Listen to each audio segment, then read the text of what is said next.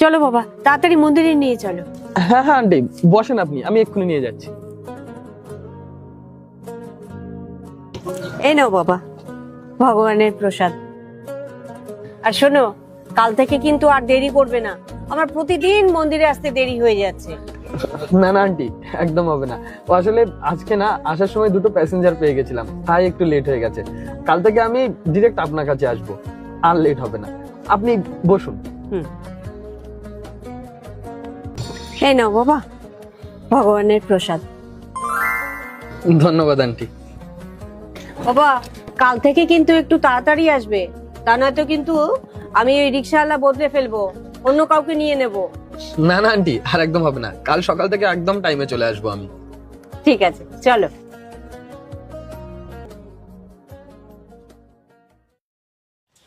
মন্দির যাওয়ার জন্য আন্টি আজকেও আসেনি। 3-4 দিন হয়ে যাচ্ছে, আন্টি মন্দির কেন যাচ্ছে না? এমন কি কারণ হতে পারে? দিদি, আপনি আমাকে চেনেন না হয়তো ঠিক। আসলে আপনার বাড়িতে যে আন্টি থাকে না, ওনাকে আমি রোজ মন্দিরে ছেড়ে আসি, আর ওনাকে আবার আমি মন্দির থেকে বাড়িতেও ছেড়ে যাই। কিন্তু আজ কিছুদিন হচ্ছে দেখছি আন্টি মন্দিরে যাচ্ছে না। কারণটা জানতে পারি? ওনার কি কিছু হয়েছে? আসলে দাদা, কয়েকদিন ধরে না ওনার শরীরটা ঠিক নেই, আর ডক্টর বলেছে ওনাকে রেস্ট নিতে। আচ্ছা ঠিক আছে।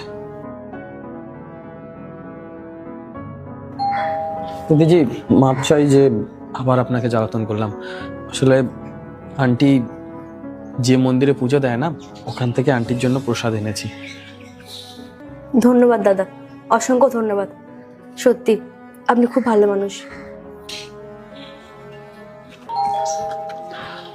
দিদি, আন্টির জন্য প্রসাদ এনেছিলাম। এই প্রসাদের আর দরকার নেই, কারণ মাই পৃথিবী ছেড়ে চলে গেছে।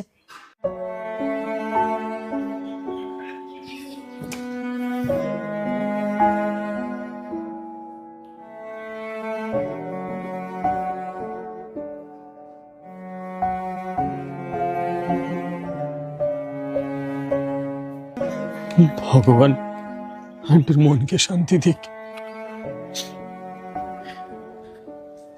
আন্টি হয়তো আমার কেউ ছিল না, কিন্তু জানি না কেন আন্টির সাথে একটা আলাদাই সম্পর্ক জড়িয়ে গেছিলাম। আজকে বুঝলাম যে মানুষের সাথে মানুষের রক্তের সম্পর্ক না থাকলেও মনের সম্পর্ক ঠিক তাকে কাঁদিয়ে দেয়। ভালো থাকবেন আন্টি, না ফেরার দেশে।